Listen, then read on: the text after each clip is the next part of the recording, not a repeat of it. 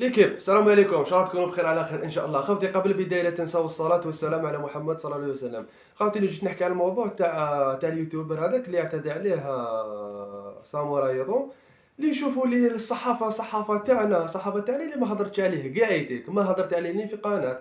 شغل هضروا عليه، شغل اللي قال لك يا ودي وعلاش يروح يبروفوكيه ويهضر معاه مهما كان يخونك الوضع. انت كصحافي جزائري، كقناه عار جزائريه، وليد بلادك، هذا وليد بلادك، معليش ما عندوش حق اهدر عليه، اعطيله الحق. على غير صحافات الكاميرونيه.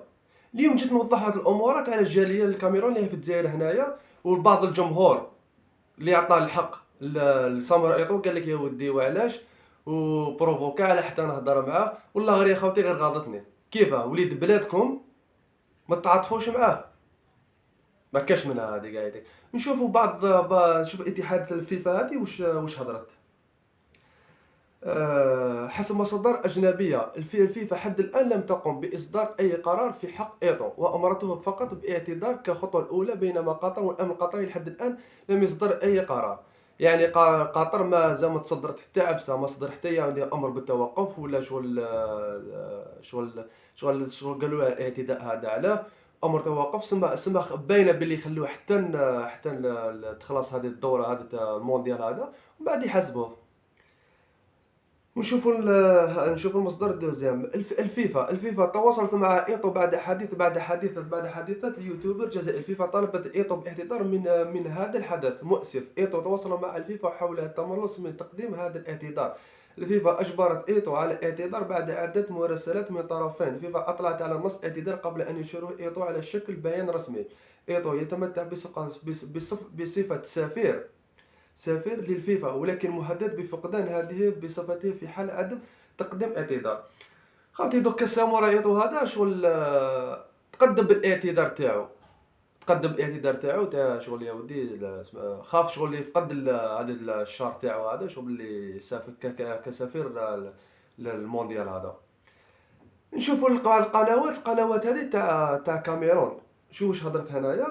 في كاميرون يطلبون بالمثل لجنة التأديب التابعة للاتحاد الكاميروني. إذا قالت تلك ستقول إذا لدى فما شيء، لكن عادة عندما يقوم الرئيس بما فعل هناك أعلنه عن صواب أو خطأ، لا يزال يتعين عليه ممثل أمام مجلس التأديب أو ما يحصل محله نشرح نفسه أتركه ليتم تبييضه. هذا هي قاعدة الاحترام مؤسسة لحسن الحظ. كنت لديه فكرة جيدة استثنائي مبكر جدا مع كل هذا. هذه واحد القناه في الكاميرون. شوفوا واش هضرت. من غير احنا القناه العار تاعنا، من غير تاعنا احنا توجور يضربوا وليد بلادك ما عطاولوش الحق. عطاو لساموراي ايطو كيما الضربه اللي فاتت تاع الماتش، حيتعاود مش حيتعاود ومنا. الصحافه تاع الجزائر ما يهضروش كاع يتيك، اقسم بالله ما يهضروا كاع يتيك، ساكتين. عنده الحق ما يتعاودش الماتش كذا، سما ما يهضروش كاع. فهمتوا خوتي؟ لا نجي نوضحكم بعض الامورات.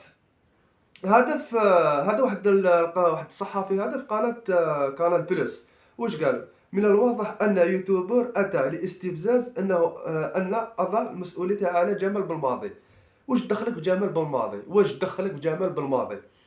اضع مسؤولية على جمال بالماضي الذي قدم هذه الاتهامات بعد مباراة الفاصلة بين الجزائر والكاميرون. شغل مع انت يا ودي جمال بالماضي شغل هو اللي حرشو، وقال يا ودي شغل روح استفزوه باش يا ودي شغل طيحوا في امر استفزازي، وشغل خلصوا راك تعرف المهم فصيلة بين الجزائر والكاميرون إن لم يهدأ الجزائر الذين يغلبون قليلا.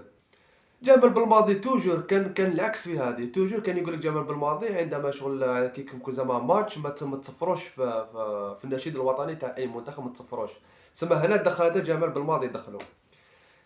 المهم يا خوتي، نزيد لكم الدوزيام تاني تاع هنايا تاع سفير الجزائر اللي راه في قطر. واش قال؟ هذا يوتيوبر واش قال؟ سعدت بلقاء مع سعادة السفير الجزائري في دولة قطر دكتور مصطفى بوطورة، الذي كان مهتما جدا بما حدث معي قبل يومين مع رئيس الاتحاد الجزائري لكرة القدم صامويل إيطو. من خلال لقائي بسعادة السفير تقنيت أن السلطات الجزائرية وقف على كل صغيرة تخص الجالية الجزائرية في الخارج، خاصة مع وقوع لي في الدوحة. في هذا المقام يسعني أن أتقدم بجزيل الشكر لسعادة السفير، السلطة الجزائرية والشعب الجزائري وكذلك الإعلام العربي والعالمي، مشاهير الوطن العربي اللي رفعت معنا معنوياتي. السفير الجزائري هذا شغل بعث له انفيتاسيون، شغل طلع له المعنويات تاعو. لحد الآن خوتي، لحد الآن خوتي في قطر ما كاين حتى خبر يعني شغل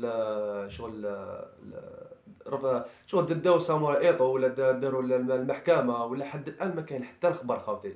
المهم كاش خبر كاش ما يكون يا خوتي تشوفوا في القناة تاعنا. المهم خوتي لا تنسوا الاشتراك في القناة ليصلكم كل جديد.